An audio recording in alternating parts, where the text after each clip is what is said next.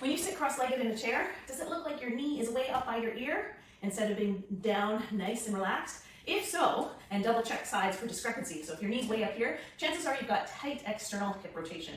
And that can be problematic on the knees and low back. So stay tuned and watch the rest of the video for our 3-step process on how to get more range in your external rotator. So first we start with step 1, releasing, then mobilizing, and then integration. So here we go, step 1.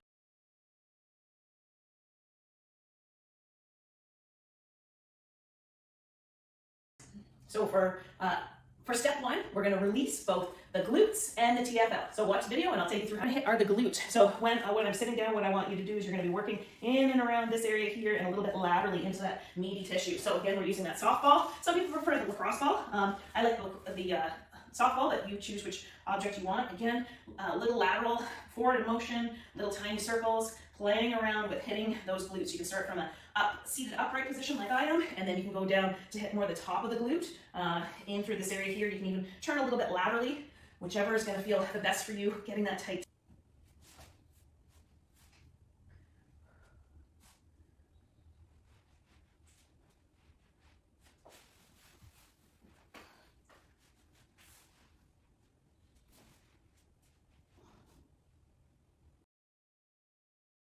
Our active cross-legged stretch. So this is if you're really quite tight, you're going to start seated in a cross-legged position, lifting up nice and tall. For an active 10 seconds, what I'm trying to do is drive the knee down while lifting the ankle up. Core is braced. Don't worry, you will not be able to lift the ankle up. It's just the idea of doing it while you're driving the knee down. Hold for 10 seconds, and then just try to relax for 10 seconds into that stretch. Just let the body ooze down. Again, for you, if you're really tight, your knee is going to be up here, and this is where you're relaxing.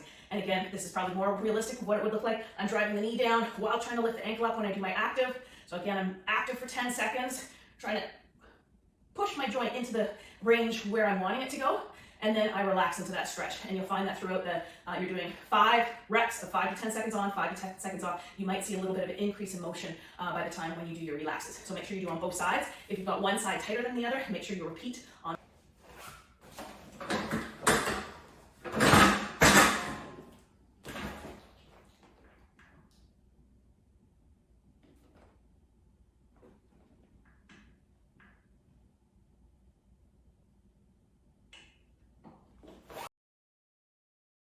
Integration for the external rotator. So I'm going to give you 3 different options. Level 1 is just working on that side plank where we're working on driving the hips up, and you're going to hold for anywhere between 10 to 30 seconds.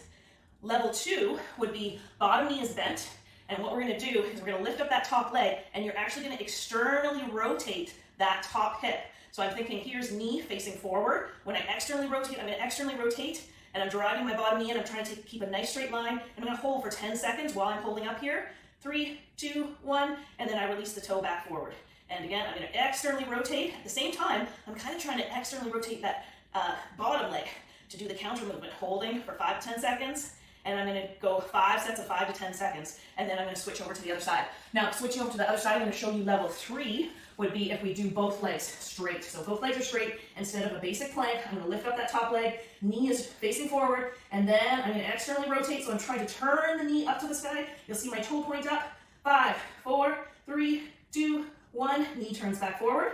Core is braced. And again, knee turns up to the sky. So we're going to aim for 3 times 10 seconds. 5, 6, 7, 8, 9, 10, and relax. Okay, give those a go and see. Give them a good run for your money for a few weeks and see if you're